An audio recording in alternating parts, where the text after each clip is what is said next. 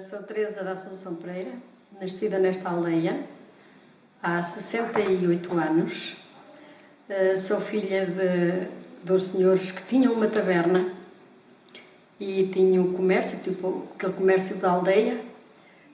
E os meus pais tiveram durante muito tempo taberna, mercearia, talho, correios. Éramos 6 irmãos, mas por circunstâncias da vida ficámos só 3. Neste momento somos 3 irmãos. Eu sou a do meio. Morei nesta aldeia, permaneci aqui até aos 22 anos. Embora tivesse insistido sempre muito com os meus pais para ir a estudar, porque já tinha 2 irmãs mais novas que estavam a estudar e eu também queria estudar. Só aos 22 anos é que eu fui estudar. Fui estudar para Bragança, para um colégio, mas só fiz agora a 6ª classe, 6º ano. Depois convenci o meu pai a deixar-me ir para Lisboa para tirar o curso de enfermagem. Tirei o curso de enfermagem, fui trabalhar para Monção porque tinha lá um familiar, que o marido trabalhava no hospital. Estive lá 2 anos. Entretanto, casei, fui a trabalhar para Moncorvo, Torre de Moncorvo. Estive lá a trabalhar 5 anos, tive 2 filhos.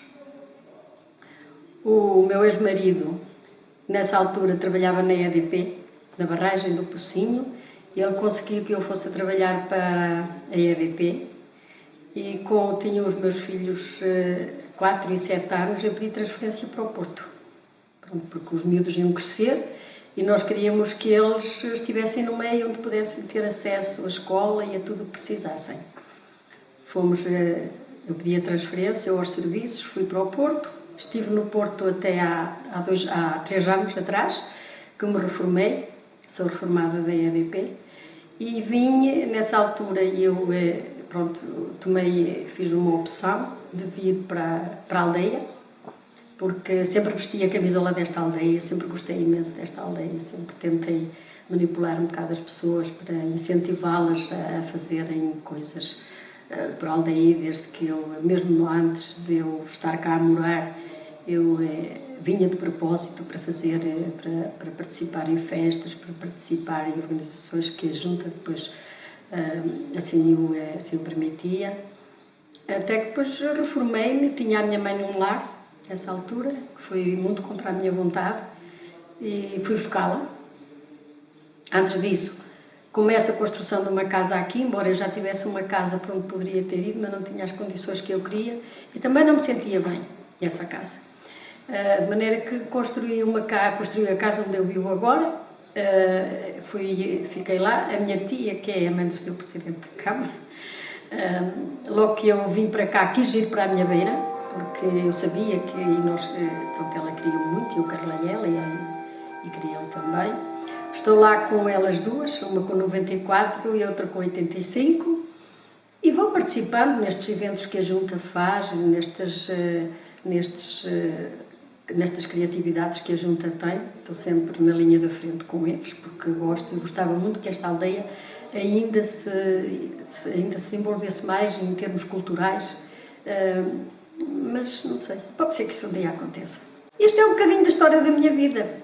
Nesta aldeia, há bocado uma senhora que vocês já entrevistaram, esteve a falar realmente naquilo que se passou nesta aldeia e foram momentos difíceis. Nós nunca tivemos isso. Graças a Deus, na casa dos meus pais nunca sabemos o que eram necessidades. Foi bom. Portanto, eu tive que ajudar o meu pai, que estava um bocado limitado, e quando precisava, ainda andei com o rebanho de ovelhas, ainda lavrei, ainda ceifei, porque era isso que eu tinha que fazer, porque era preciso para o sustento da casa. Que o meu pai dizia-nos que tínhamos que ir e ensinar-nos a fazer essas coisas, e nós tínhamos que fazer. E talvez fosse eu ter consciência do trabalho que era trabalhar o campo, do que custava trabalhar o campo, que eu sempre quis sair daqui e ter um outro estilo de vida. Mas foi bom, não posso queixar. Eu fui criada muito em casa dos meus avós, porque, como já disse, nós éramos 6 irmãos, e eu fui criada até, sei lá, aos 8 anos, porque na altura entrava-se na escola primária com mais, talvez uns 7, com 7 anos, e eu fui criada até essa altura mais na casa dos meus avós paternos. Mas pronto, vinha para casa, estava com os meus irmãos, mas acho que fui uma criança feliz. Sim, nasci em casa. Nasci em casa, todos os meus irmãos nasceram, naquela altura nasci, toda a gente em casa. Porque médico era muito, muito raro. Eu lembro-me de ouvir falar que quando a senhora que ia ajudar o parto, havia cá uma senhora que era avó do presidente. E eu lembro que essa senhora ia muito fazer partos. E eu sei que ela apanhava umas plantas para depois ter e pôr na água para se desinfetar. Além disso, eu lembro-me que o meu pai, era eu ainda muito pequena, e perdeu uma mão aqui era muito habitual isso, os homens irem à pesca para o rio com bomba. Levavam uma bomba, chamavam uma bomba, não sei. E o meu pai... Um explosivo? Um explosivo, era isso. O meu pai, ao lançar a bomba, aquele estourou na mão e ficou sem a mão. E eu lembro-me da minha mãe, portanto, ele esteve internado no hospital e depois veio para casa e aquilo infectou. E a minha mãe fazia o curativo com malvas, cozia as malvas e com aquela água de cozer as malvas, ela fazia o curativo todos os dias ao meu pai. E aquilo cicatrizou. A nossa casa ainda existe, porque a nossa casa, o ano passado, no À Festa, portanto, é uma casa que está fechada, porque o meu pai já morreu há muito tempo, nem sei há quantos anos é que ele faleceu, e a minha mãe viveu sempre nessa casa, até ir para o lago, depois vir para a minha beira. E a casa permaneceu como estava. Aquilo era uma casa que tem uma escadaria, do lado direito tem a cozinha, que depois dá acesso a uma varanda e uma casa de banho, e do lado esquerdo entra-se para os 2 quartos, tem 2 quartos, mais uma sala de estar logo à entrada e uma sala. E embaixo tinha a taberna, onde estava a taberna e atrás estava o comércio. Não sei se foi no tempo ainda do meu pai, talvez não, que fizeram a casa de banho e a cozinha, porque a cozinha, quando eles se mudaram para essa casa, não, ainda foi no tempo do meu pai, muito, a cozinha era terreira. Eles depois acrescentaram um bocado à casa, e então é que fizeram a casa de banho e a cozinha. Acho que era mais frustrante, propriamente difícil, porque já íamos para aqueles sítios próprios, mas jogado também não foi assim muito tempo, só quando às vezes algum pastor falhava, e lá assim 8 dias ou assim, porque enquanto o meu pai arranjava outro pastor. O que nós costumávamos ir era com os cordeiros, uma manada de cordeiros, que era, porque a minha mãe também matava os animais para consumo das pessoas, principalmente no verão, na altura da segada. Ela tinha alturas que era capaz de matar 5, 6, até mais. E o meu pai então comprava uma manada de cordeiros, e éramos nós que íamos com eles para os manter, para depois, quando eles precisassem, iam-nos a buscar a esse rebanho para os matar, para depois vender a carne para as pessoas que precisavam. O campo... O que é que dava? Dava cereal, que isso já era mais o meu irmão e o meu pai que cultivavam, mas depois havia a secada, no mês de julho, talvez, e nós aí tínhamos que ir também, porque aqui isso é que é muito cansativo, porque o calor já é muito, e isso é muito cansativo. E depois, a parte disso, tinham-se as hortas, onde se criava de tudo, que a minha mãe teve sempre umas hortas espetaculares, tinha de tudo. Mas foi uma lutadora. E a parte do comércio ajudou muito, e mesmo a própria taberna. A taberna, nessa altura, havia muito jogo. As pessoas jogavam muito as cartas. Então nós tínhamos que estar, o meu pai também era um jogador, e nós tínhamos que estar atrás do balcão a servir as bebidas às pessoas que estavam. E isso, sim, deu algum dinheiro aos meus pais. Tudo isso contribuiu para nós termos uma infância sem problemas. Era diferente porque era assim, As ruas no inverno chovia imenso, as ruas enchiam-se de lama e então as pessoas enchiam a maior parte das ruas com palha, depois de fazer as malhas. Essa palha depois ia para as ruas e aquilo acabava por fazer um estrume, que era com que cultivavam as hortas.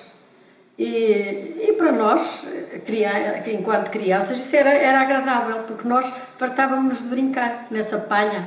Quando ela ainda estava fresca, ainda não estava aquilo amassado, corríamos muito pela palha dentro e jogávamos jogos, saltávamos uns por cima dos outros. Eram brincadeiras de criança que nós fazíamos nessas alturas.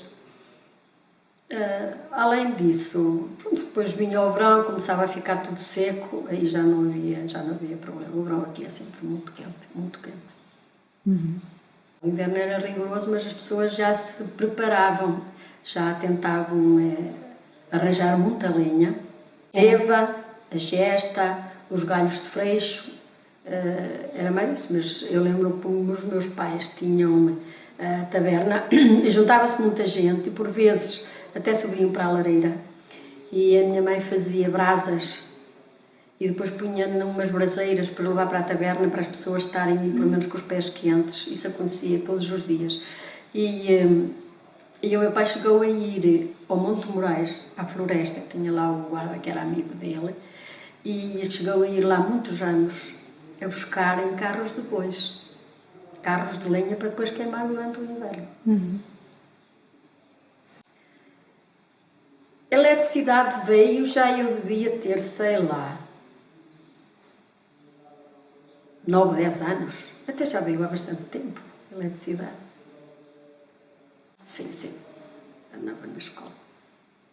E eu lembro-me disso porque os senhores que vieram pôr eletricidade estiveram lá em casa, ficavam lá. Dormiam lá e que a minha mãe fazia de comer, comiam.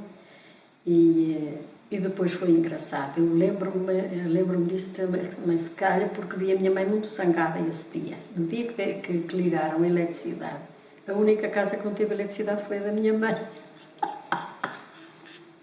E a minha mãe ficou muito zangada e foi a ter com um deles e disse-lhe: eu não acredito, aqui a aturá-los durante tanto tempo e sou a única que não tenho eletricidade. Eles disseram: não se preocupe que a sua casa vai ficar já iluminada. Sim, foi uma alegria para as pessoas, evidente. Nem toda a gente pôs eletricidade nessa altura. Houve muita gente que não aderiu a isso. Trouxe muita mudança. Por exemplo, frigoríficos, televisão, ninguém tinha televisão. Nós tivemos, tinha que ser, não é? Ter televisão, e a televisão estava na taberna. Era. Em momentos mais festivos é festa de verão. Mas eu lembro-me que nessa altura, quando eu antes de eu ter saído daqui, quando eu ainda era jovem, costumavam fazer de vez em quando, não sempre, de vez em quando uma festa que faziam umas novenas e depois havia uma festa que era para que chovesse. Baixavam o Senhor dos Desamparados e depois faziam uma grande festa. E eu lembro que eram sempre umas festas muito fortes, umas festas muito regidas, e a gente gostava imenso que isso acontecesse, porque toda a gente ficava divertida. O resto das festas são as que ainda se fazem hoje. Embora houvesse nessa quinta, na Quinta da Santa Marinha, que eu não sei se foi ali já, não foi ali com a sua colega, na quinta havia a Quinta da Santa Marinha e a Quinta do São Lourenço, que estavam lá esses santos, e onde viviam pessoas, e durante, não sei em que época do ano, fazia-se festa a esses santos que lá estavam. E era muito engraçado, porque as pessoas deslocavam-se para lá, para fazer lá a festa, levavam merendas, assistiam à missa, e depois era tipo um piquenique, que era muito divertido. Mas isso já deixou de existir já há muito tempo. Foi uma pena, que se perdeu essa tradição. A pé, e a cavalo nos burros, ou com carros, mas carros de bois, puxados pelos bois ou puxados pelos burros. Porque também não havia outra hipótese, não havia tratores. Agora, sim, se fizesse estas festas, houve um ano que fizeram ali na Santa Marinha, que ficou tudo cheio de tratores, que as pessoas já iam para lá de trator. Até onde é que se lembra de ir a pé? A Izeda, à feira, mais comprar do que vender.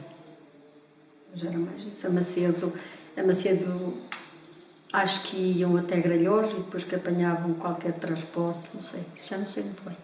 A família não, lembro-me que na casa dos meus pais ia o meu pai. O meu pai normalmente tinha um cavalo e eu montava no cavalo lá e ia. A minha mãe fazia criação de porcos, tinha sempre, fazia família, porque depois havia a matança do porco, que era um dia de festividade, porque se convidava a família. Aquele dia era o dia todo ali de volta do porco a arranjá-lo e depois fazia o fumeiro e pronto, que dava para o consumo da casa. Sim, isso fazia.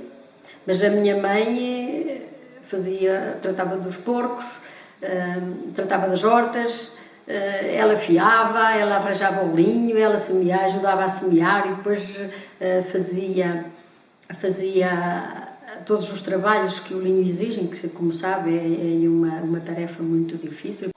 Cheguei a fiar, sim, a fiar e amassar, depois o resto, mas lembro que a minha mãe mandou tecer muita coisa, nós tínhamos muita coisa em linho, e linho e em lã, como eles também tinham rebanho, também aproveitava-se a lã, porque ela agora já é muito comercializável, mas na altura era para consumo da casa, para fazer mantas, porque se apanhava azeitona com umas mantas típicas, havia caretos e havia a pandorqueiros também, com samões. Havia os caretos eram feitos, vestiam-se normalmente, um homem vestia-se de mulher e a mulher vestia-se de homem, ou camuflavam-se de outra maneira qualquer, mas eu agora não sei dizer se a pandorca, eu lembro-me muito bem de falarem na pandorca, porque eram também sujeitos que andavam mascarados e traziam um pau muito grande, na ponta do pau era um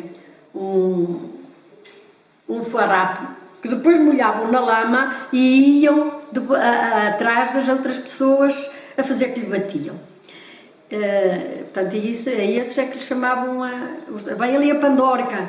Então toda a gente já sabia e desviava-se porque não queria levar com o pau todo sujo e todo molhado, ou com o pano. Depois também havia, a seguir ao carnaval, porque aqui costumavam fazer, na noite do carnaval, fazer os casamentos, que era, punha-se um grupo de rapazes aqui, que não havia estas casas, aqui no cimo daqui do morro, com um embude, que é um funil muito grande, e outro no outro monte para ali, que aquilo depois fazia eco. E então eles combinavam, e então começava assim: ó camarada, vamos fazer um casamentinho. E então quem há de ser? Eu fulano, assim, e o que damos de presente? Lá diziam, pronto, lá. E às vezes eles não gostavam, e depois quando gostavam, pegavam em coisas boas, que naquele tempo também poucas eram, não é? E iam a deitar de madrugada à casa das moças, eram as cacadas. E quando não gostavam, eram coisas desagradáveis, que lhe iam deitar ao cimo das escadas com coisas desagradáveis. Mas havia tanta coisa que se perderam, que era tão bom recuperar. Era muito divertido, muito divertido. O Natal não era assim uma coisa... Há sempre a tradição de comer peixe, bacalhau e polvo no dia da consoada, e depois no dia de Natal, para ter-se o almoço, já um almoço mais à base de carne, mas não era assim. Há a missa do galo, que era sempre à meia-noite, nessa altura, e que ia quase toda a gente, que se beijava um menino, mas acho que se mantém isso. E a Páscoa era muito, muito engraçada, porque as pessoas conviviam muito porque normalmente a Páscoa é ao domingo, não é? E o Sr. Padre fazia sempre a visita para a escola à segunda-feira.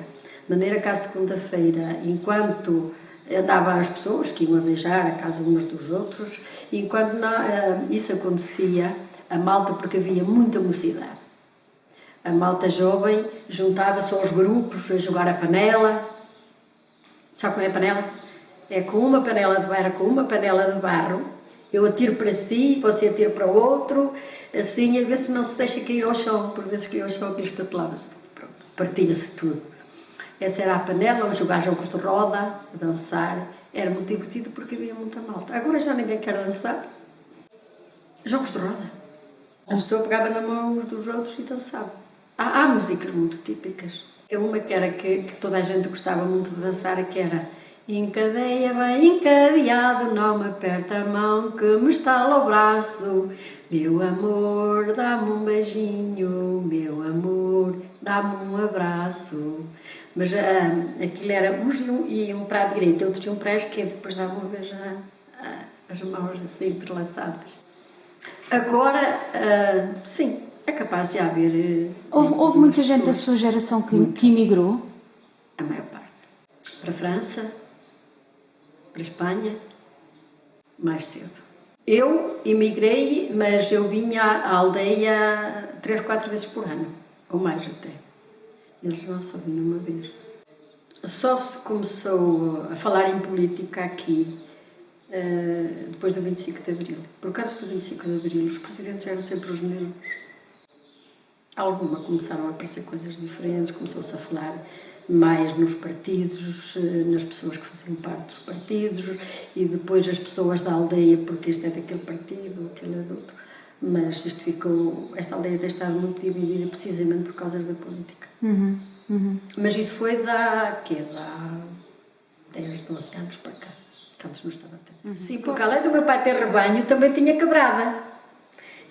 E eu cheguei, eu tinha que ir buscar o queijo, dia sim, dia não, e cheguei a ir muitas vezes a essa quinta da Santa Marinha, porque quem tinha uma época e quem tinha a quebrada eram os senhores que viviam lá, e eu tinha que ir lá a cavalo na burra, a buscar o leite, e fiz o queijo muita vez. Havia uma gamela, que agora acho que já não é, agora acho que já não usam isso, uma gamela, a gamela que é feita em madeira, e depois havia os jarros de fazer o queijo, e a gente estava ali a espremer tudo à mão. E como havia assim pessoas que viviam menos bem, iam lá para a minha mãe lhe dar o soro do queijo para comerem. Eu lembro que a minha mãe mandava vir uns fresquinhos pequeninos, tipo aqueles fresquinhos da penicilina, eu falo mais porque também é dentro da minha área. E então a minha mãe punha só um pouquinho, quase nada, naquilo, e dava para fazer o queijo. Como é que se adubava a terra? Com estrume, que depois os animais faziam. E com esse estrume que nas ruas também se juntava. Há muitos pratos. Como por exemplo? O feijão cozido com perna de porco, com orelheira, as casulas com o botelo, que se comia sempre na altura do carnaval. E são pratos que nessa altura sempre se comiam, sempre estavam à mesa.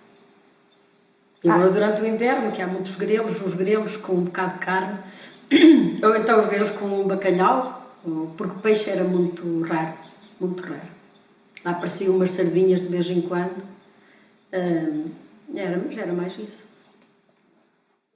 Para aquilo que eu ainda me lembro foi quando eu fui estudar para Bragança, eu tive uma noite, comecei com muitas dores, estava lá com as minhas irmãs, comecei com muitas dores e eu lembro-me que a minha irmã chamou o médico e fui para o hospital, fui operada de urgência a uma apendicite aguda. O hospital de Bragança ainda era um hospital velho e eu estive lá porque como a apendicite já tinha arrebentado, quando foi uma sorte, eu tive que estar lá muito tempo por causa da infecção. Eu estive lá há 8 dias, não sei aqui. E depois, pronto, como eu era uma jovem, havia lá uma enfermeira, só havia uma enfermeira porque eram freiras. E eu, como comecei a andar, a movimentar-me pelas salas, andar à volta delas, e a ver o que elas faziam, e talvez por eu também ter aquela ansiedade de querer sair daqui, quando eu saí do hospital eu disse à minha irmã: eu vou tirar o curso de enfermagem. E depois tinha um moço que está em Lisboa, de quem eu sou muito amiga, e na altura que eu estive de férias de verão, e ele esteve cá e eu perguntei-lhe: que é que eu preciso fazer para tirar o curso de enfermagem? E diz ele, dás-me o teu nome e isso eu vou lá à escola de enfermagem saber o que é que precisas. Então ele escreveu-me na escola de enfermagem de Torravara. E depois pronto, fui mandar uns papéis. A minha mãe ficou muito chateada porque não queria que eu saísse, eu tinha que ir para Lisboa sozinha e não conhecia ninguém. Mas depois ouvi outros moços que lá estavam, os primos, assim, deixa ir porque nós damos-lhe apoio. Pronto, e realmente foi. Eles deram muito apoio, depois nessa altura eu fui para o colégio, estava em terra, e ia às aulas à Ravara. De maneira que foi assim a minha opção de enfermagem, e gostei muito. Exerci a enfermagem no meu dia-a-dia durante 42 anos. E agora ainda faço, as pessoas quando precisam batem-me à porta, está sempre a porta aberta para toda a gente que precisa. Das pessoas. E a maneira de se viver aqui, embora digam porque isto, mas é assim, cada pessoa tem a sua maneira de ser. Sente-se mesmo ligada. E nós temos que compreender os outros e deixar que os outros também nos tentem compreender a nós. Repara uma coisa, esta aldeia esteve com muito pouca gente. Eu acho que agora, depois ainda dizem as pessoas que estão cá, não tem ninguém, passa-se na rua, não há ninguém. Eu não noto isso. Eu noto que estão a regressar pessoas que se foram embora há muitos anos. É evidente que essas pessoas vão trazer outros hábitos, outros costumes que foram aprendendo ao longo da vida. E já ninguém vem igual como foi. Portanto, há sempre alterações. E eu acho que isso que vai enriquecer até mesmo quem nunca saiu daqui. Só que às vezes eles não veem isso de boa maneira. Passar estes meus anos a exercer a enfermagem, eu sou uma pessoa que faço imensos arraiolos, faço bonecos para vender. O ano passado, numa festa, vendi imensos. Bordo, faço crochê e faço as coisas de casa que toda a gente faz. E tenho as minhas velhinhas. Tinha umas fontes que se perderam, algumas, e há aí uma fonte que eu gostava, chamam a fonte dos namorados. Mas havia fontes, uma fonte aqui, havia mais a fonte lá, não sei para onde, e as pessoas iam ali buscar água. E como é que... Chegou-se a altura, no verão, que se apanhava com... Estava-se à espera que a água nascesse para tirarem a água com um copinho. Eu acho que isso, que quando eu me fui embora, acho que ainda era isso. Tenho uma horta para plantar atrás de casa. Tem. Agora, neste momento, só tenho 2 leiras de alfaces que estão a nascer, tenho alhos, tenho 2 sucos de alfaces que já estão grandinhas e tenho morangos. Tenho uma leira de cenoura. Olha, era uma horta boa que eles tinham, está alugada quase sem nada, pronto, mas tem o senhor do café, está tratada a horta, do lameiro. Sim, também tenho oliveiras, mas nem vale a pena se calhar tratá-las porque... Mas tenho. E vinha também dei, também está o senhor a tratar dela. Sim, escolhiam bastante cereal. Muito cereal. Muita batata, muito feijão, muita cajula, muito tudo. Daquele jeito.